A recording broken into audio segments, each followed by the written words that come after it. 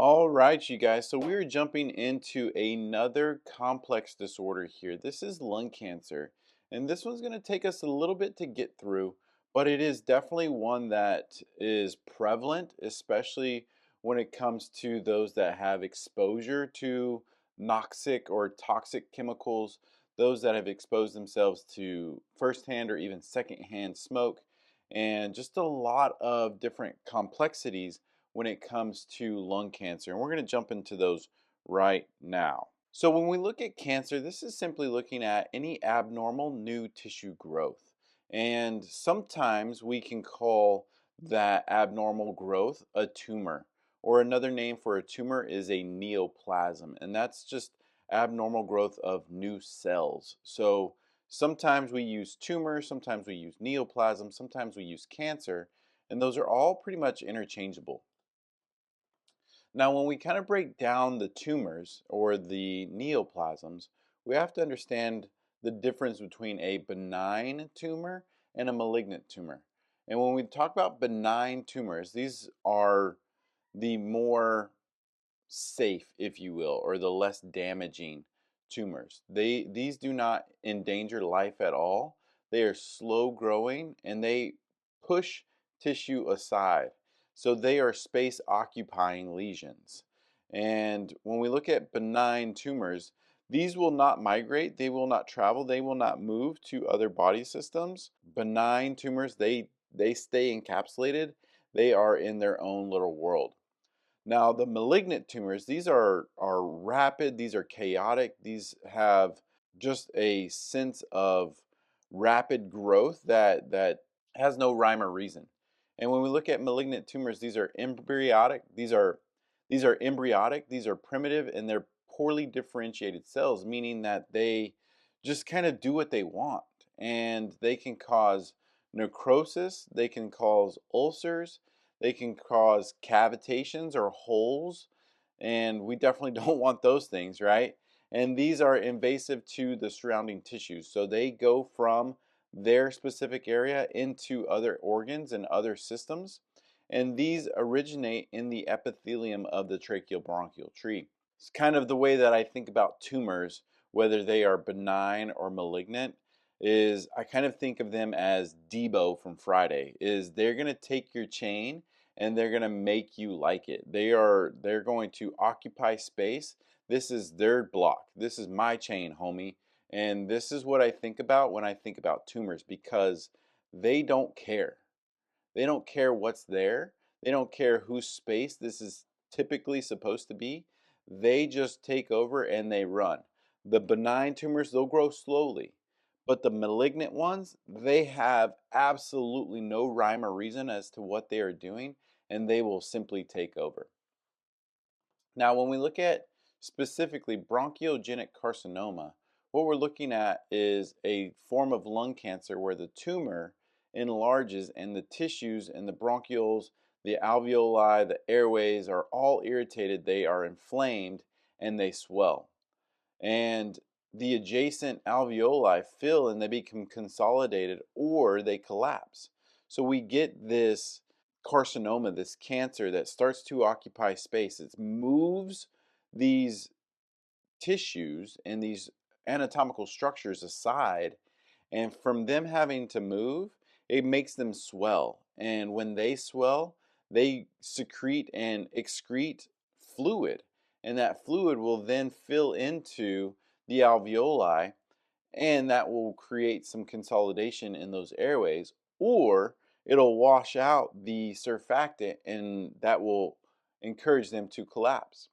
So these tumors actually protrude into the tracheobronchial tree that produce mucus. This will create an obstruction and the blood vessels themselves start to erode. And then the blood that enters the tracheobronchial tree will start to enter the alveoli and the airways, and that will cause hemoptysis. So we will see these patients start to cough up frank blood. Tumors may invade the pleural space, impacting the mediastinum. They can invade the chest wall, the ribs, the diaphragm. There's no, they don't care. Again, they are Debo. They do not care who's in their neighborhood, whose chain that is, whose mama gave you that chain, they don't care. They just take over. And that is what is so damaging about these tumors. If we start to get these tumors that impact the pleural space, it can lead to pleural effusions. So not only can we see hemoptysis, but we can also start to see pleural effusions. And you have these space occupying lesions that are the tumors, and now you have a space occupying lesion that's the pleural effusion. So that creates alveolar collapse from these two other disorders or conditions that are taking up space. You can see atelectasis very prominently with cancers. So when we talk about the anatomical alterations, what we're talking about is inflammation, we're talking about swelling, we're talking about destruction, we're talking about increased mucus production because they're doing everything that they possibly can to get rid of any of those foreign bodies that are taking over that space. That increase in mucus production can lead to mucus plugs. Those plugs can lead to obstructions. Obstructions lead to atelectasis, which further leads to more consolidation.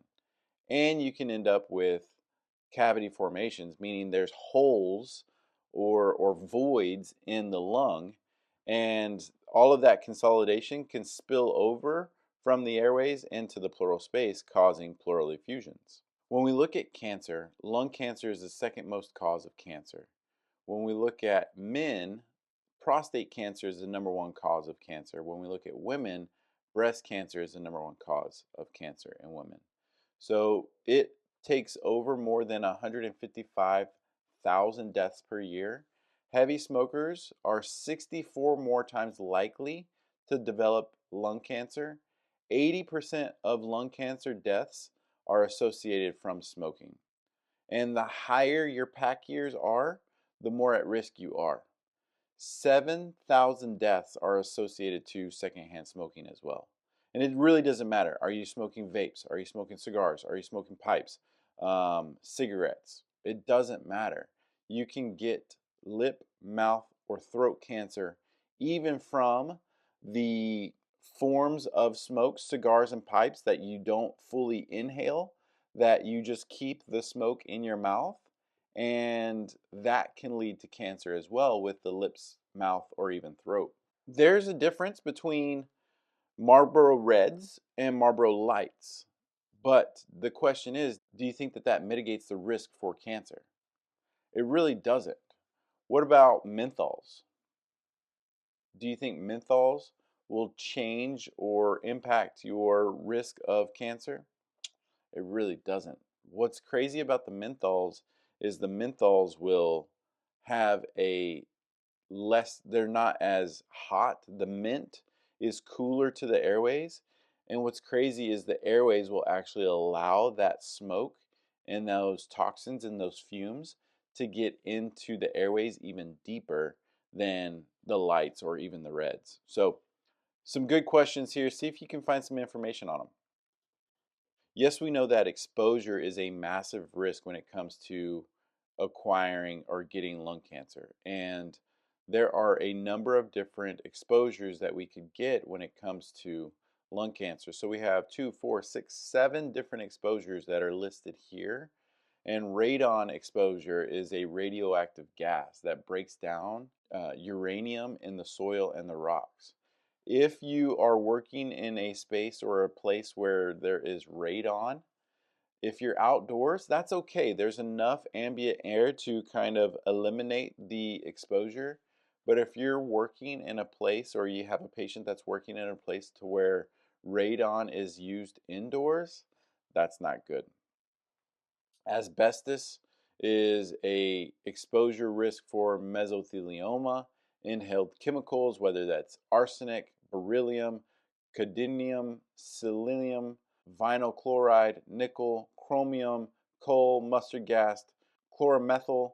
These are all different forms of inhaled chemicals that would be a risk for having an increased exposure to lung cancer. Being around diesel exhaust all the time. So our heavy machine workers, our diesel mechanics, these patients are more at risk. Highly trafficked road areas, I have a good friend of mine in Tulsa who is responsible for looking at the air pollution of different cities. And Houston is a hotspot when it comes to air pollutions and what it does to the pulmonary risks. I had no clue that my buddy, who's a chemical engineer, and I, as a respiratory therapist, made there's so many overlaps between what we're looking at and what we're doing. Arsenic, you can have arsenic in the drinking water.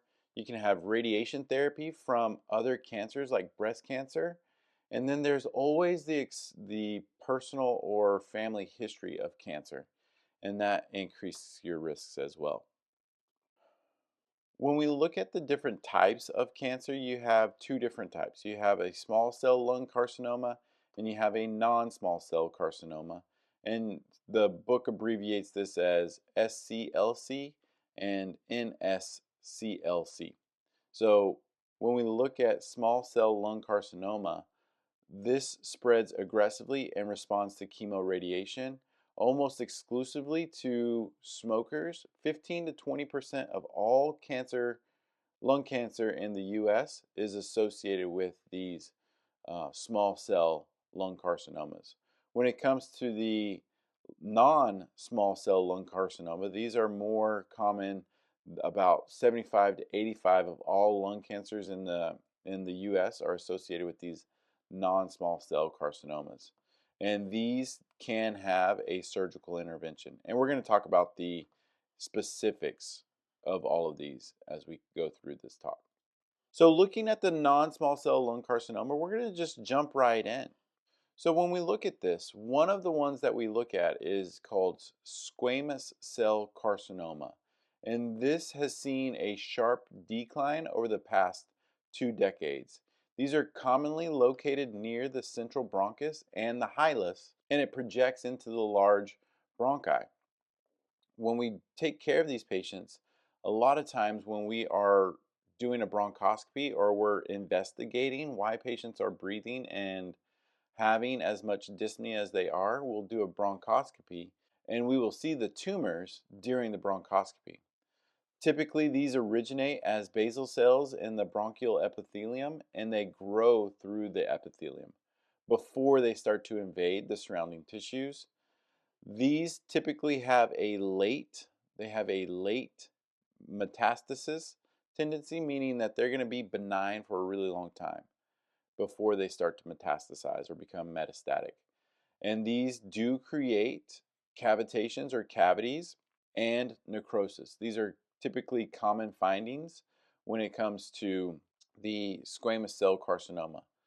Chemo does not work very well with these patients, and they will typically have pneumonias, reoccurring pneumonias, and atelectasis. So when we look at squamous cell carcinoma, about 25 to 30% of bronchiogenic carcinomas are squamous cell carcinoma. These are commonly located near the central bronchus or the hilum or the hilus. And like we said, during a bronchoscopy is when we are going to see these tumors firsthand, and they are slow growing. Remember, they start as basal cells and they continue to grow through the epithelium before they start to take on a new life form in the surrounding tissues. You will end up and see a enlargement of the hilar lymph nodes. You'll get that cavitation and the necrosis that are the common findings.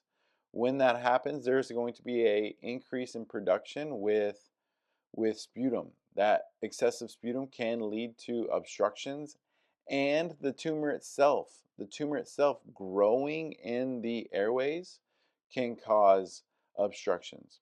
We're going to have non-productive dry coughs and some hemoptysis with that pneumonia and atelectasis over time. So the next form of non-small cell lung carcinoma is the adenocarcinoma. About 40% of bronchiogenic carcinomas stem from adenocarcinoma. These stem from the mucus glands of the tracheobronchial tree. So when these guys start to proliferate, when they start to multiply, you're going to get a massive increase in mucus production. That increase in mucus production could lead to mucus plugging. That plugging can lead to obstructions. But not only do you have the mucus plugging, but you also get these carcinomas that are growing inside the tracheobronchial tree that can lead to obstructions as well. This particular cancer has the weakest association with smoking. So people who have never smoked, this is the most common. This one is the most common form of lung cancer that they will have. We see that this lung cancer will actually metastasize very early, and they have a slow growth rate, but they are unpredictable in that growth rate. Since there's so much mucus being produced, a lot of times that overproduction of mucus has to have a place to overflow, and the overflow is going to be in the pleural effusion. So you have pleural effusions that are a common theme and a common sign when it comes to the adenocarcinomas. If discovered early, we can have surgical interventions, and these patients end up doing really well. But those that aren't caught early, like I said, there is an unpredictable growth pattern and there's early metastasis. But it's something that can be detected, but if we don't detect it early, we can get metastasized cancer to other areas of the body. When we look at large cell carcinoma, these arise peripherally and they are found centrally. So these we are going to identify more centrally located than out in the parenchyma like the adenocarcinoma. So the large cell carcinoma is referred to as undifferentiated large cell anaplastic cancer. So just a big long form name for large cell carcinoma is undifferentiated large cell anaplastic cancer. These arise peripherally and they can be found centrally. They start to distort the trachea. You'll see shifts in the trachea and the large airways, and these guys have rapid growth rates. They are moving quickly, and you get metastasis very early, and it spreads very quickly. Complications that we see with these large cell carcinomas, you're going to have chest wall pain, you're going to have pleural effusions, hemoptysis, pneumonias, and these will also create cavitations as well. So these arise peripherally, but then they are seen or they are found centrally. When they're found, they're typically found with moving. Remember, they're space occupying. They're moving the trachea and the large airways away from the affected side.